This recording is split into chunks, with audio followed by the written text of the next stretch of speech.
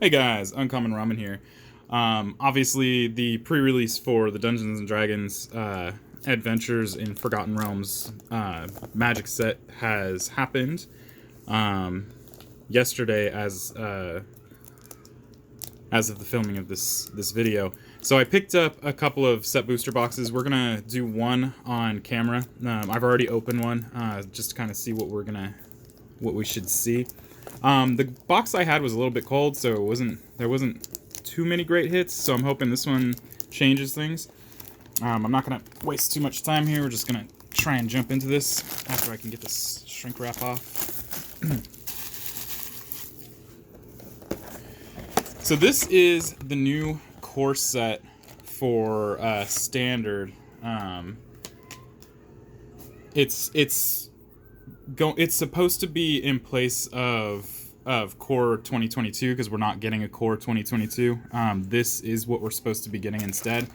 I think I'm not necessarily a great big fan of the whole D&D theme. I think they could have done it better. They had a lot of options, and what they chose to do with it.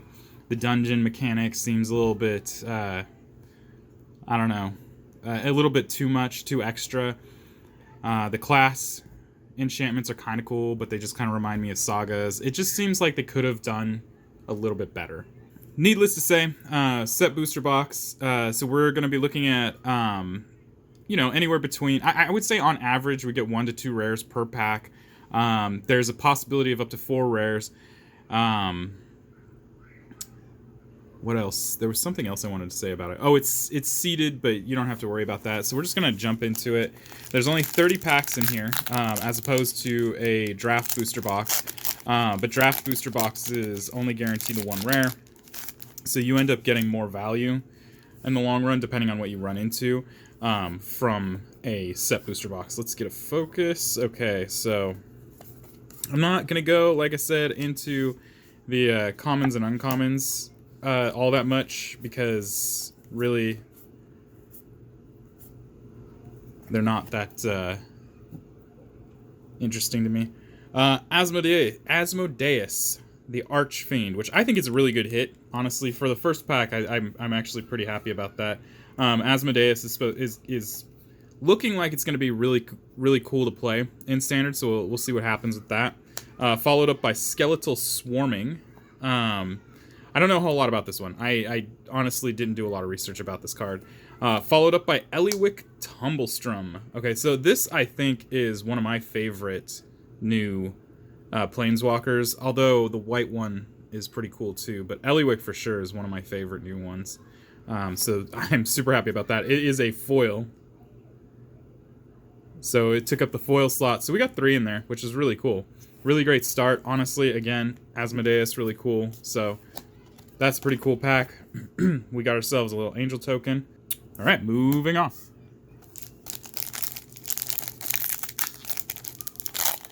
Yeah, there should be five new Planeswalkers in here. There's one for every color. I think that's pretty typical for a core set. One of the things I like about these full arts is that because this is a D&D theme, they went ahead and put the D&D stats on the back of this, which means that if you do play D&D, you have a little kind of a compendium going there, which I thought was pretty cool. Like I said, commons and uncommons, they're connected. Not going to go into great detail here. We do have here the Okra Jelly, or Okra? I don't know. Ochre. We're going to go with Ochre Jelly. Followed by Compelled Duel in the foil slot. That is just common. And our Spider token. I wasn't the biggest fan of this card style, but I'm starting to warm up to it. It's interesting. It reminds me, I know it's supposed to remind you of a page in a spell book, and it does. Okay, so we got this guy right here. Commons and uncommons. All right, we have Den of the Bugbear, which I think is my favorite of the new, I guess, land cycle for this. I don't really know why it's my favorite, to be honest with you. We got Boulette in foil. And then we have a treasure token.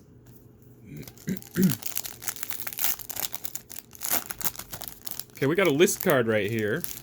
It's gonna be cool. Got ourselves a ghoul. Commons and uncommons. Alright, we got Minion of the Mighty. Minion of the Mighty. I feel like this is going to be good. In mono red, when we see the set cycle, oh, we got a spellbook right there. Very nice. And then an uncommon. When the set cycle, red is going to be taking a pretty big hit. They're losing things like Robber of the Rich. They're losing Bone Crusher Giant. They're losing, I mean, a lot of stuff, actually, now that I think about it. Most importantly, things like Embercleave. So we're going to have to find a new way for red to continue being in the format, at least solo. And it's going to be interesting to see where that goes. Deck of Many Things, followed by Warlock class. This is the class enchantments. Like I said, they basically look exactly like Sagas, except they flip-flopped? They might be flip-flopped. I'm not actually sure. But, you know, they're interesting. And then we have a tomb. This is what I was talking about earlier. Tombs. I'm not tombs. Dungeons. You're going to slowly but surely work your way through them, and then there are effects that are going to happen. It just adds a game to what we're already playing, which is a game, so I don't really understand the purpose of that, but, you know, whatever. Really cool art right there. We got more commons and uncommons. Alright, we got Oswald Fiddlebender, followed by Goblin Morningstar.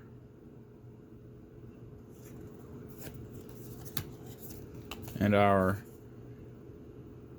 Mordenkainen emblem. Yeah, this box is a little bit cold too. We had a really good first pack, but it's kind of a little cold right now. Not getting a lot in the way of rares. We got this right here. Nice sign. Flumph. Commons and uncommons. Alright, we got the Ranger class as our rare. And then our foil slot, we have Long Rest, another rare. Very nice. We have a Spider token.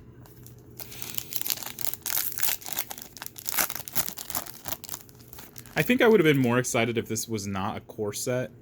Just because I think there's a lot of mechanics in here that are going to confuse people. We got back-to-back signed cards right here. That's pretty cool. I actually really enjoy this art. Probably one of my favorite arts. But, you know, complaining doesn't do any good. We're going to have this set regardless, so. Tasha's Hideous Laughter. Followed by Rally Maneuver. And a garbage card.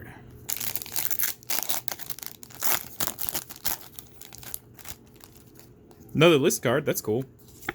My last one. Usually get about 6 to 7 list cards. Usually more along the lines of 7. My last box only actually had 6, and I was a little bit disappointed by that. We got Xanathar, Guild Kingpin,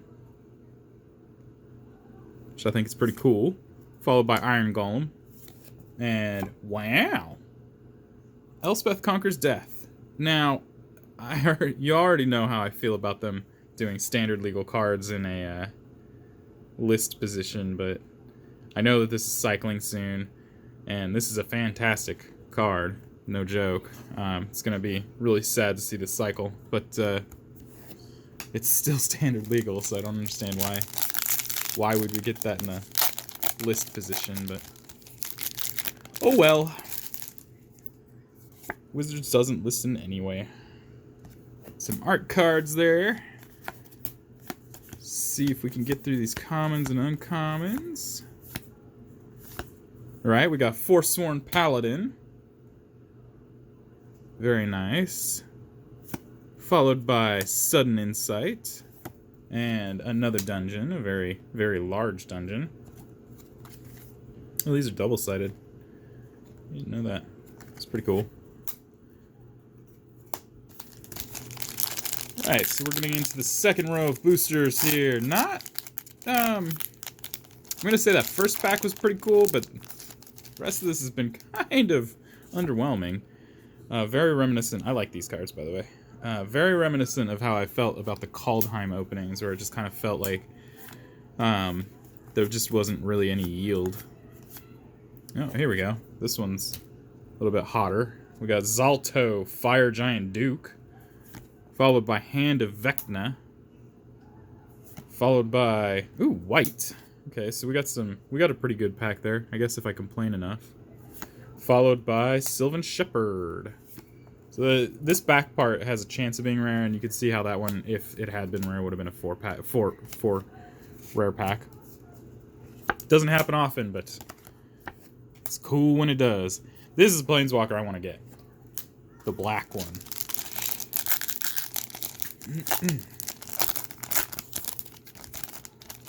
Right, next up we got ourselves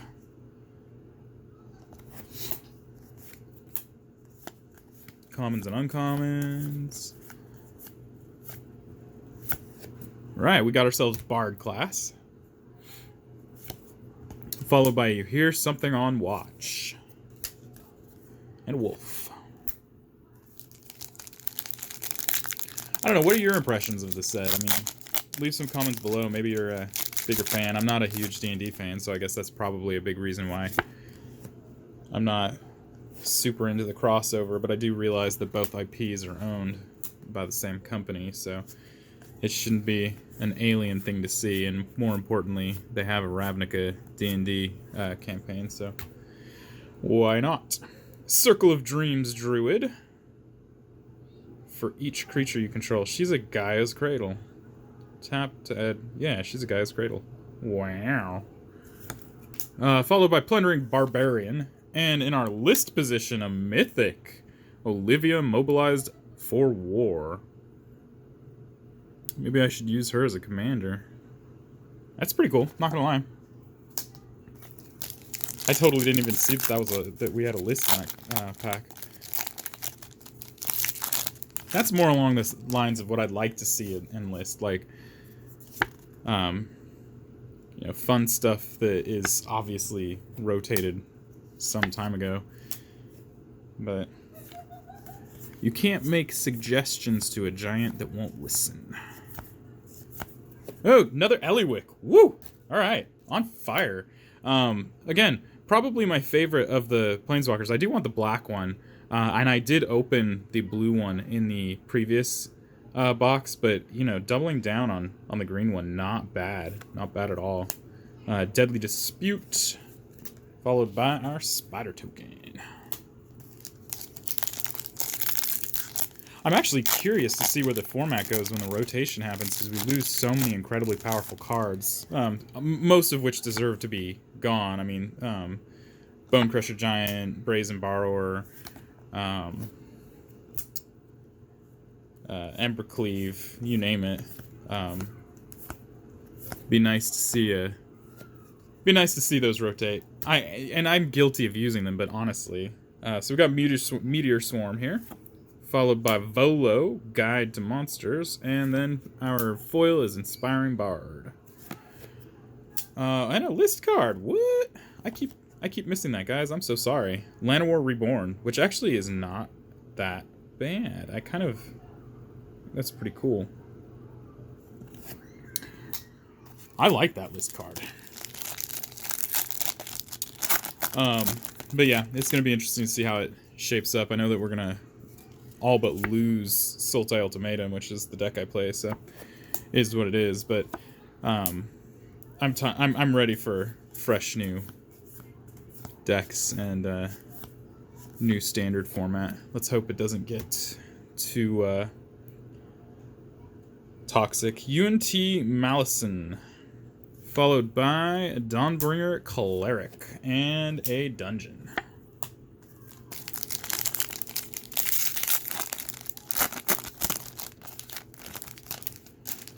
This one is a list card. All right, so just so we're not jumping too far ahead, I probably will still forget. That puts us at 5 total list cards that we've pulled.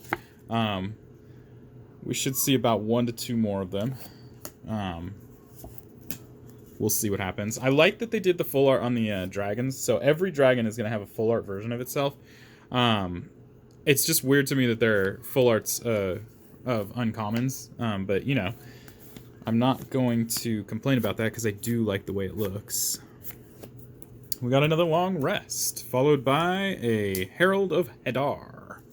And our list card was a Saltari Monk, which back in Tempest, during the Tempest Stronghold Exodus times, this was used in a white weenie deck that was pretty freaking good.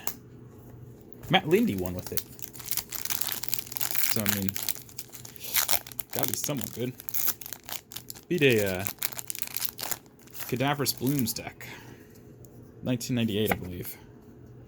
Alright, we got... did we get a list? We didn't get a list. But we got these... Okay, I like this, okay? It's corny. Don't get me wrong, it's corny.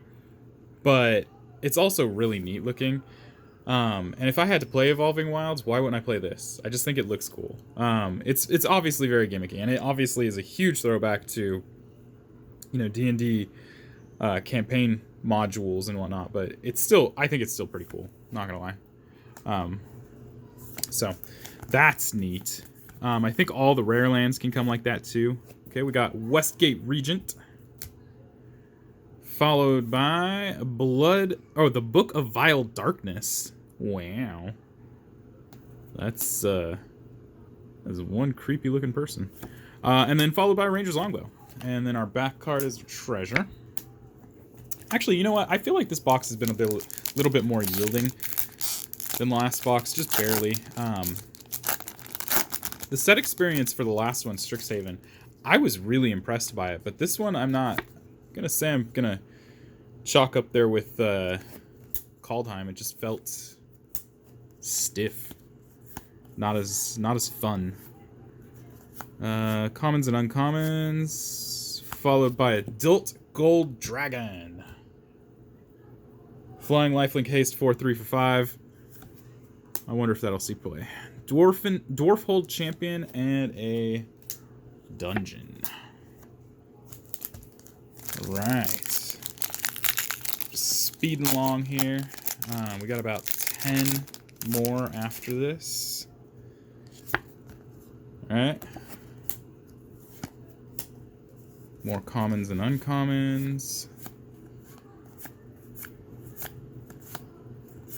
Okay, we got True Polymorph. Secret Door. And another dungeon. I don't actually know what the big hits are in this set, now that I think about it. We'll most likely have to do some singles buying. So we got our list card here. That should put us at 6. This is a great card. Great, I believe, uncommon. I'm sure it's going to see some play. Right, and what we got here? Mind Flare. And our foil slot, 50 feet of rope. And then last but not least, our list card, which is Goblin Assassin from Legions. Not bad.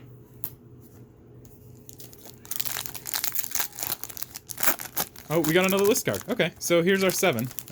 Just goes to show that the other box is just kind of a little frosty. Alright, we're gonna go through these uncommons and commons. We got a white, followed by a Priest of Ancient Lore, and then our list card is Saber Ants. We've seen me pull this before, actually twice. I now have 3 of them. I'm going on a player set from Mercadian Masks. That was a good set, honestly. Little too many power cards available at the time. Kismet, Stasis, Rashadan Port. You know, Thwart. Stuff like that. Back to core. We're going to go into here.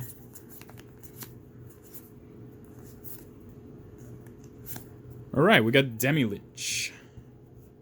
This is a mythic. Very nice.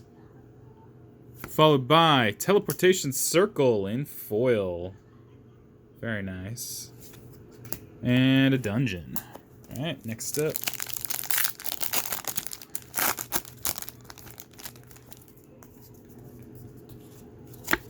Alright, we have what was that? Magic Missile. I was gonna say Force Missile. Ugh. Blue Dragon, very nice. Put that aside over here. Commons and uncommons. Loyal Warhound for our little Dwarven Paladin. Or possibly Halfling. Eltergard, Ranger. And one of these little game thingies. Magic and minions. Right, what do we got here? We got a gelatinous cube.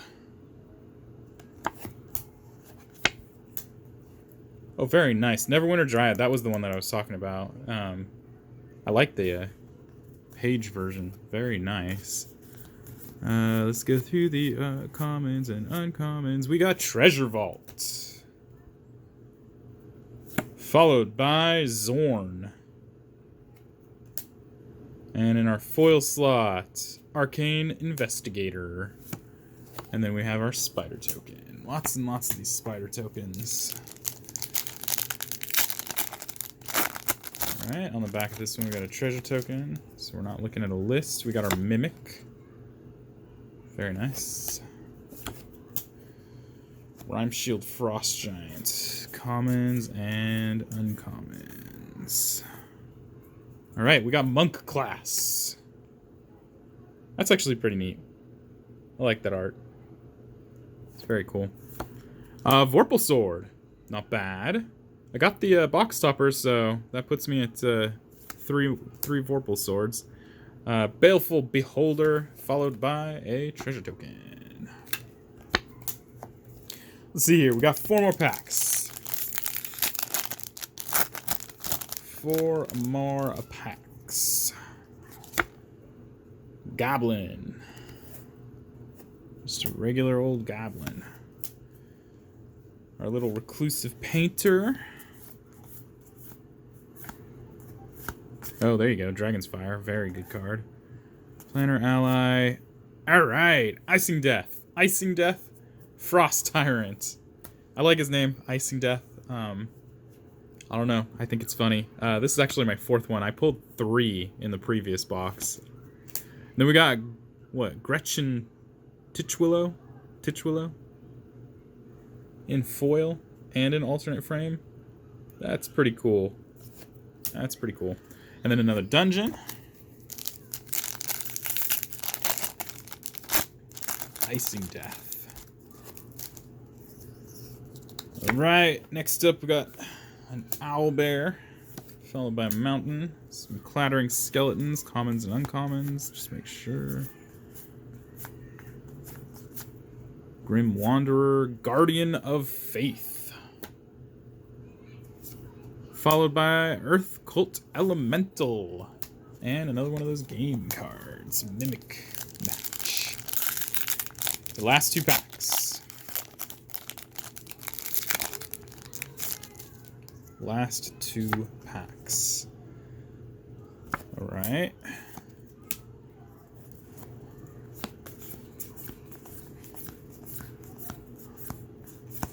Alright, we got Dungeon Descent. Followed by Great Axe. And a dungeon. A Last pack, all right? I don't know what we're going to get in here. Truth be told, the experience was a little bit underwhelming, but, you know, they can't all be winners. Really, honestly, if you want to see good value, you should just buy singles. But it's nice to dig into some packs once in a while, so, you know. You get what you get. Wizard Spellbook. Followed by Drizzed Do'Urden. Very nice. And last but not least, we have Eyes of the Beholder. Oh, we had a... my bad. That was 8 list cards, so I guess they're making up. But I'm gonna just point out that this is from Strixhaven, literally the last set that released. So why, Wizards? Why? I mean, that's just disrespectful. Honestly, that's just such a pain in the butt. Oh well. Anyway, again, look out for these cards. I think they're really cool. I think with the collector's experience, you're going to see more of these. I'm really looking forward to that. At some point in time, I'll pick up a collector's booster box, and I'll do a quick unboxing of that as well. In truth, though, I'm not disappointed by it.